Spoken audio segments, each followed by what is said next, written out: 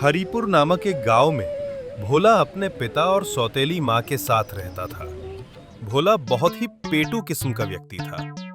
वो एक बार में 4 से 5 लोगों का खाना खा जाता था। माँ, अरे ओ माँ, जरा 10 से 15 पूरी और दे दो। बहुत जोरों की भूख लगी है। उसकी सौतेली माँ ये सब देख उससे बहुत चिढ़ती थी। हे भगवान, क्या करूं मैं इस लड़के का? दिन भर बस खाता ही रहता है।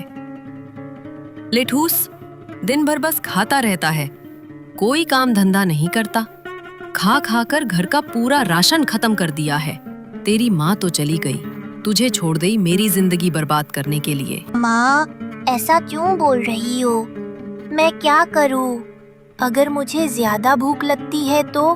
भोला की सौतेली माँ उससे गुस्सा होकर उसे धक्का मार के घर से बाहर निकाल देती है। अब बेचारा भोला उदास होकर वहां से चला जाता है। जाते जाते काफी दूर जाने पर रास्ते में उसे एक आश्रम दिखाई देता है, जिसके द्वार पर एक मोटे साधु बाबा बैठे होते हैं। भोला ने उन्हें देखा तो सोचने लगा कि इतने मोटे यानी बहुत खाते होंगे, इतना भोजन तो मिल ही रहा होगा इनको। यही सोचकर वो उनके पास गया और प्रणाम करके बोला, महात्मा जी, आपके इस दिव्य सेहत का क्या राज है? बेटा, भीतर न खाने को खूब चकाचक मिलता है, कोई गिनने वाला भी नहीं है, कितना भी खा लो। ये सुनकर भोला बहुत खुश हुआ और उसने बाबा से पूछा, स्वामी जी, तो क्या आप मुझे बता सकते हैं कि मैं अंदर कैसे प्रवेश कर सकता हूँ? मैं भी भीतर जाना चाहता हूँ। उसके लिए तुमको गुरुजी का चेला बनना पड़ेगा। वो सब तो ठीक है महात्मा जी, परंतु मुझे काम क्या करना होगा? काम कुछ नहीं है, गुरुजी ऐसा माला देंगे। माला पकड़ के दिन भर राम राम जपना है और बेरा पर जाओ थाली लेकर, जितना खाना है उतना खाओ। बस बस, ऐसी ही जगह तो मैं ढूंढ रहा था। हमको तुरंत चेला बनवाइए बाबा, भोजन का टाइम हो रहा है। बाबा उसको लेकर गुरुजी के पास गए। गुरुजी ने भोला को नए वस्त्र और माला दी और भगवान का नाम जपने को कहा। तो भोला बोला, गुरुजी, नाम बाद में जप लूंगा, अगर आपकी आज्ञा हो तो भोजन का समय हो गया है, जाकर भोजन कर लूं, बहुत जोरों की भूख लगी है। गुरुजी मुस्कुराते हुए बोले, ठीक है, जाओ भोजन कर लो। अब भोला भंडार गृह में जाकर लगा भोजन करने। यहाँ न कोई रोटी गिनने वाला था और ना ही कोई रोकने टोकने वाला।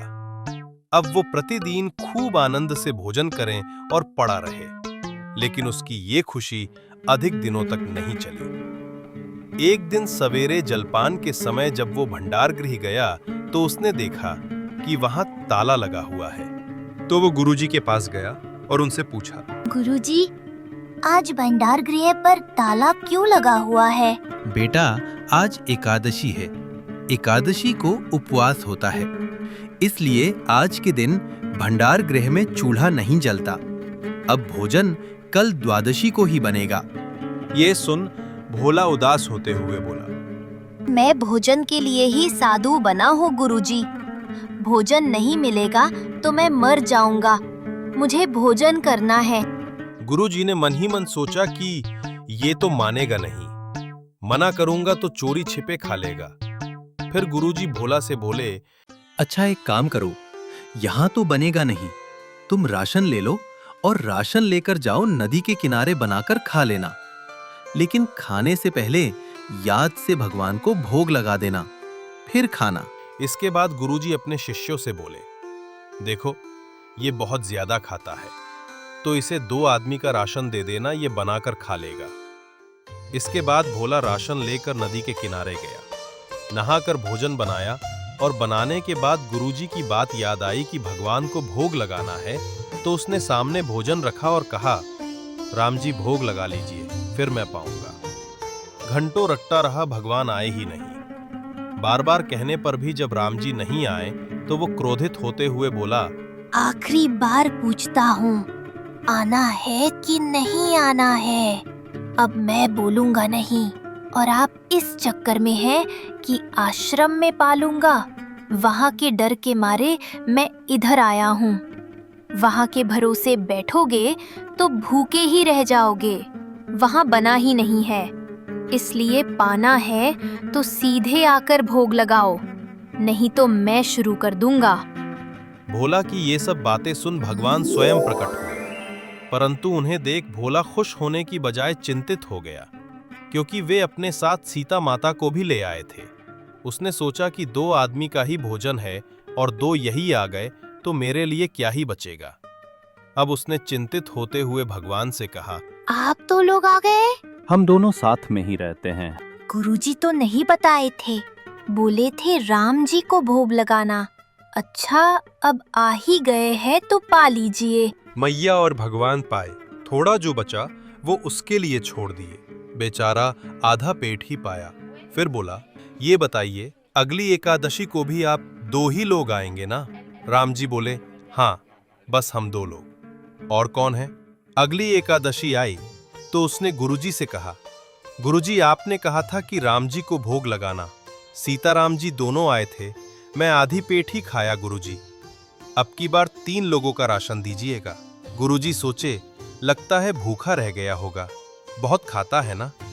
बोले, ठीक है, चलो इसको 3 लोगों का राशन दे दो। गया बनाया बनाकर फिर भगवान को बुलाने लगा। जैसे बोला, मेरे राम आइए मैया साथ लाइए। तभी राम जी, सीता जी और लक्ष्मण जी प्रकट हो गए। अब की बार लक्ष्मण जी भी चले आए। अब लक्ष्मण जी को देखते भोला आग बबूला हो गया और बोला, ये कौन है? लक्ष्मण जी बोले, प्रभु कहाँ लेकर चले आए? ये तो बहुत गुस्सा कर रहा है मुझ पर। राम जी मुस्कुराते हुए बोले, ये मेरे भाई हैं। ये पिछली बार तो नहीं आए थे। पिछली बार ये कहीं फंस गए थे। आपको बताना तो चाहिए था ना कि ये भी आते हैं आपके साथ में, ये भी खाएंगे। आए हैं तो पाएंगे ही। भोला अब करे तो क्या करे? बोला, ठीक है, पा लीजिए।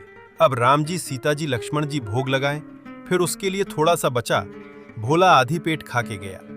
फिर पूछा, अगली बार कौन कौन आएगा आज ही बता दीजिए मुझे, और कितने लोग साथ में रहते हैं? भगवान बोले, कहीं भी देखोगे तो हम ही लोग मिलेंगे, बस 3 लोग, और कोई है ही नहीं। अगली एकादशी के दिन बोला, गुरुजी नहीं हो पाया था, सीताराम जी के लिए ले गया था। लक्ष्मण जी भी चले आए थे, मैं फिर आधी पेट रह गया था। अब उसने सोच विचार कर 5 लोगों का भोजन मांगा। गुरुजी ने सोचा, इतना कैसे खा लेगा? लगता है ये राशन बेचने लगा है, अब इसको रंगे हाथों पकड़ना पड़ेगा। गुरुजी उससे कुछ नहीं बोले और दूसरे चेले से बोले, इसको 5 लोगों का राशन दे दो। भोला राशन लेकर गया। गुरुजी भी उसके पीछे पीछे चले गए और एक पेड़ के पीछे छिप कर देखने लगे। भोला गया, स्नान किया और स्नान करके आज भोजन बनाया ही नहीं। बनाने के पहले ही भगवान को बुलाने लगा, क्योंकि वो देखना चाहता था कि कितने लोग आ रहे हैं। अब उसने आंखें बंद कर भगवान को बुलाना शुरू कर दिया। जैसे ही उसने आंखें खोली, राम जी, सीता जी, लक्ष्मण जी, हनुमान जी, गणेश जी और कार्तिकेय जी सभी प्रकट हो गए। इतने लोग देख भोला बहुत क्रोधित हुआ और बोला, अरे बस करो, आज तो हद ही कर दी। 2 तो बढ़ाए ही बढ़ाए, साथ में एक वानर भी लेकर आए हैं। अब भोला क्रोधित होकर चुपचाप बैठ गया। भगवान फिर मुस्कुराते हुए बोले, भोला कहाँ है? लाओ भोग लगाएं। क्या लगाए भोग? आज तो मैं बनाया ही नहीं। क्यों बनाऊं, जब बनाने के बाद आज कुछ मिलना ही नहीं है। मैं आज 5 लोगों का भोजन लाया था, 6 आप ही आए हैं और 1 मैं, 7। तो आज तो कुछ मुझे मिलेगा ही नहीं, और जब कुछ मिलेगा नहीं तो मैं क्यों मेहनत करूं? ये है राशन, अपने बनाओ खाओ। भोग लगा के जाओ यहाँ से, मैं नहीं बनाऊंगा। ठीक है, चलो, राशन लाए हो ना, हम लोग खुद बनाकर भोग लगा लेंगे। भोला चुपचाप बैठकर बुदबुदाने लगा, बताओ, आज भूखे ही मार डालेंगे। कल की द्वादशी नहीं देख पाऊंगा मैं, आज ही मर जाऊंगा। 5 लोगों का भोजन लाकर भी भोजन नहीं मिल पाएगा मुझे। गुरुजी को ये सब कुछ दिखाई नहीं दे रहा था। वे सोचने लगे कि ये बना क्यों नहीं रहा है, चुपचाप बैठा है। तो गुरुजी भोला के पास गए और पूछा, बेटा, भोजन क्यों नहीं बना रहे हो? क्यों बनाऊं? जब भोजन बनाने के बाद मुझे कुछ मिलना ही नहीं है, तो मैं क्यों मेहनत करूं? ये खुद बनाएंगे और भोजन करेंगे। बेटा, 5 लोगों का राशन लाए हो, बनाओगे तो क्यों नहीं मिलेगा? आपको ये राशन दिखाई दे रहा है और यहाँ बारात आकर बैठी है, वो नहीं दिखाई दे रहा है। परंतु बेटा, मुझे तो कुछ नहीं दिख रहा है कौन आया है। यहाँ पूरे राम जी, सीता जी, लक्ष्मण जी, गणेश जी, कार्तिकेय जी और वो उधर देखिए, वो हनुमान जी भी है। इतने सारे लोग आए हैं, आपको नहीं दिख रहा है? अब भोला राम जी के पास जाकर रोने लगा और कहने लगा कि राम जी, एक तो आज ऐसे ही मैं मरने वाला हूं भूखे, ऊपर से आप मेरे गुरुजी को दिखाई नहीं दे रहे हो। गुरुजी सोच रहे हैं कि मैं झूठ बोल रहा हूं। प्रभु, इतनी बड़ी समस्या में मुझे क्यों डाले हैं आप मेरे गुरुजी को क्यों नहीं दिख रहे? राम जी बोले, मैं तुमको तो दिखूंगा, लेकिन तुम्हारे गुरुजी को नहीं दिखूंगा।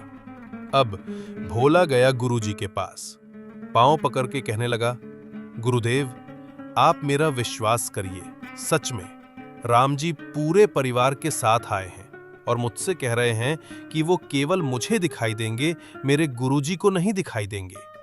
अब गुरुजी ये बात सुनते लगे रोने। शिष्य अपने गुरु की आंखों में आंसू नहीं बर्दाश्त कर पाया। गया राम जी के चरणों को पकड़ के वो शिष्य रोने लगा। कहा, प्रभु, आप मुझे दिख रहे हैं, मेरे गुरुदेव को क्यों नहीं दिखे रहे हैं? मैं तो कुछ नहीं करता हूं, केवल नकली साधु बना हूं भोजन करने के लिए। प्रभु, मेरे गुरुजी तो कितने ज्ञानी हैं, आपके भजन में भी लगे रहते हैं, आप इनको क्यों नहीं दिख रहे हैं? राम जी ने कहा, बेटा, ये सत्य है कि तुम्हारे गुरुजी बहुत ज्ञानी हैं, लेकिन जितने सरल तुम हो, उतने सरल तुम्हारे गुरुजी नहीं हैं। इसलिए मैं केवल तुमको दिखाई दूंगा, तुम्हारे गुरुजी को नहीं दिखाई दूंगा। अब भोला भगवान के चरणों को पकड़ के रोने लगा। कहा, प्रभु, मेरे लिए आप एक बार गुरुजी को दर्शन दीजिए। तो भक्त के कारण भगवान ने पूरे परिवार के साथ गुरुदेव को भी दर्शन दिया और शिष्य के कारण गुरुजी को भगवान का दर्शन प्राप्त हुआ और गुरुजी भी कृतार्थ हुए।